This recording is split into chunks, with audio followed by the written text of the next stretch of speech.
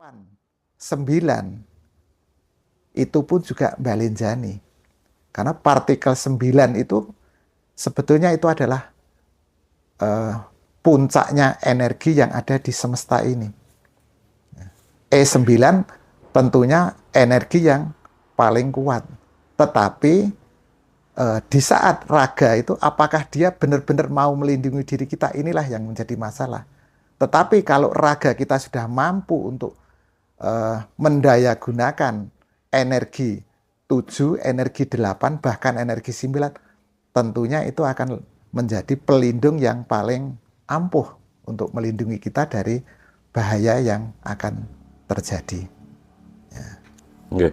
Makanya karena sulitnya kita untuk bisa mendayagunakan energi 7 sampai energi 9, makanya kita cukup mendayagunakan energi yang ada di dalam diri kita, yaitu roh tertinggi manusia, yaitu partikel 6, di mana partikel 6 itu dia memiliki energi 6. Nah ini sudah cukup, bahkan dengan E4 pun energi yang dimiliki oleh sedulur kuning situ saja dimungkinkan ini akan mampu untuk melindungi diri kita.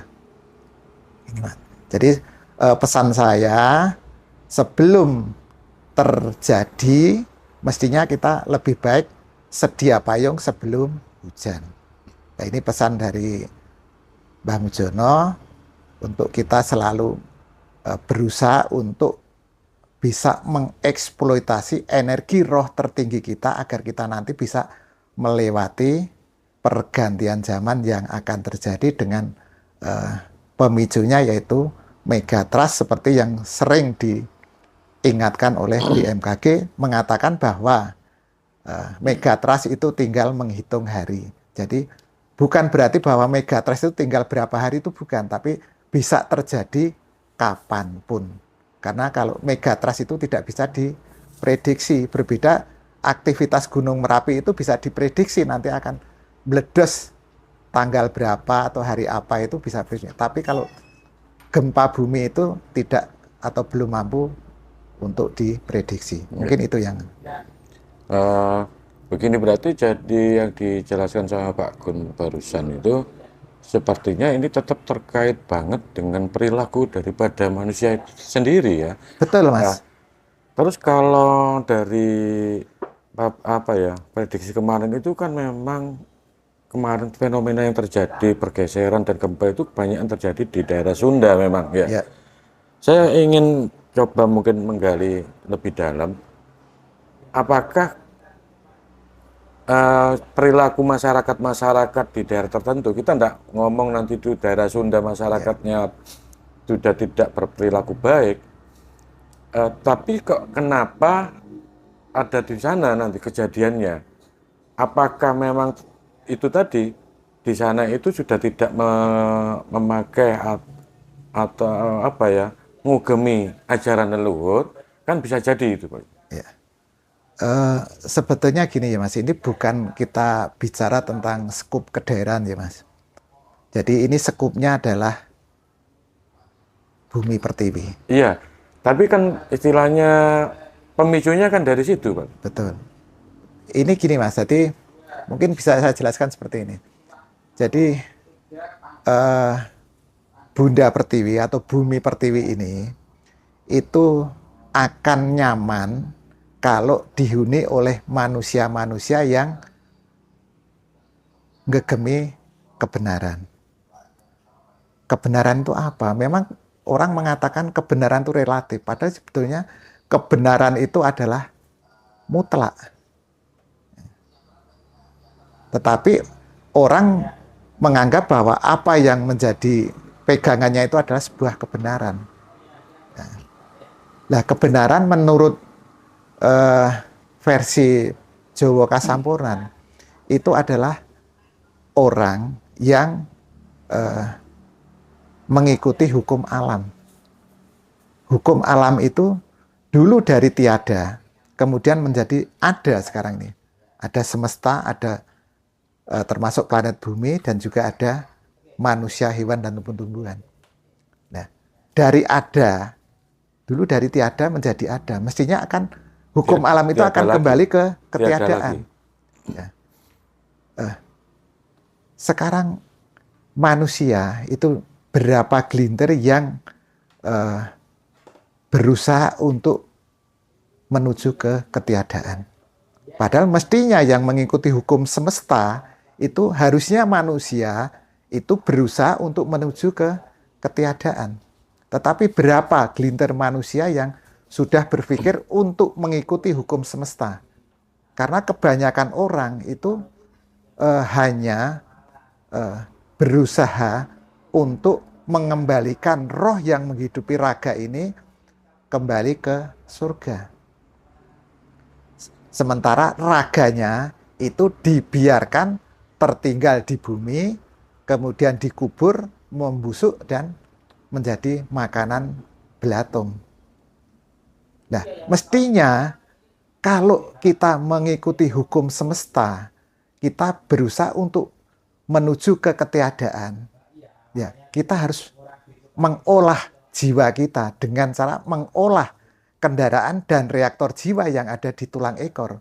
Kita menggunakan istilah kendaraan dan reaktor karena ini satu pesawat yang memiliki dua fungsi ganda. Fungsi pertama sebagai kendaraan dan fungsi kedua sebagai reaktor. Untuk bisa produksi urup lan cahya pamungkas, atau orang mengatakan, ada yang mengatakan bahwa dinggo produksi omega 7. Urup lan cahya pamungkas atau omega inilah dia memiliki daya sampurna, daya sampurno, yaitu mampu nyampurnake dirinya, yaitu raga dan seluruh partikel batin dan seluruh unsur-unsur yang ada di dalam dirinya, dari ada kemudian menuju ke ketiadaan. Inilah yang mengikuti hukum semesta. Sekarang kalau kita itu melawan hukum, apapun hukum yang berlaku, maka dia akan kena sanksi. Demikian juga orang yang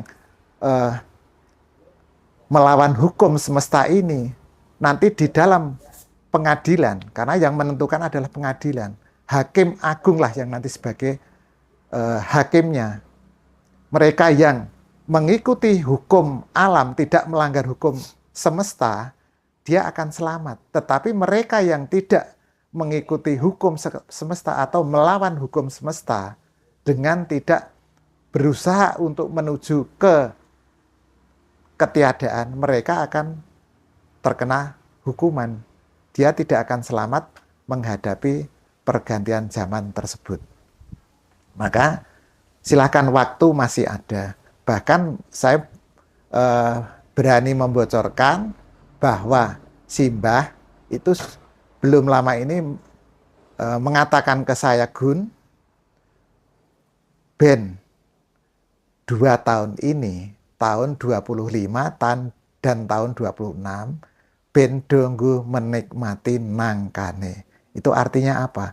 Mereka yang mengikuti pileg pada pemilu legislatif tanggal 14 Februari tahun 2024 kemarin, yang bersamaan dengan pilihan presiden, mereka sudah bersusah payah, dia sudah gupak pulut dengan dia kehilangan biaya yang tidak sedikit, waktu dan tenaga yang begitu banyak. Nah, biarlah dengan dilantiknya mereka-mereka yang bisa meraih kursi kemenangan, dia menikmati nangkane selama 2 tahun ini, tahun 25 dan tahun 26. Menikmati nangkanya ini. Menikmati nangkane, iya. 2 tahun ini. Simbah ngasih waktu tahun 25 dan tahun 26 itu biarlah menikmati nangkanya. Dan yang belum lama itu juga ada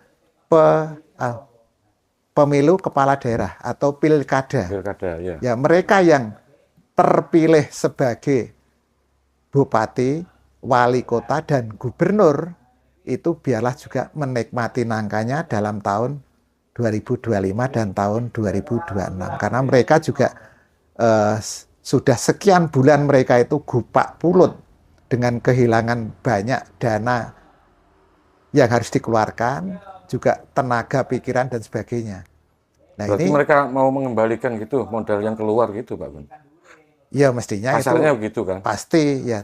Lah kesempatan untuk menikmati nangkane itu Simbah hanya memberikan waktu 2 tahun ini.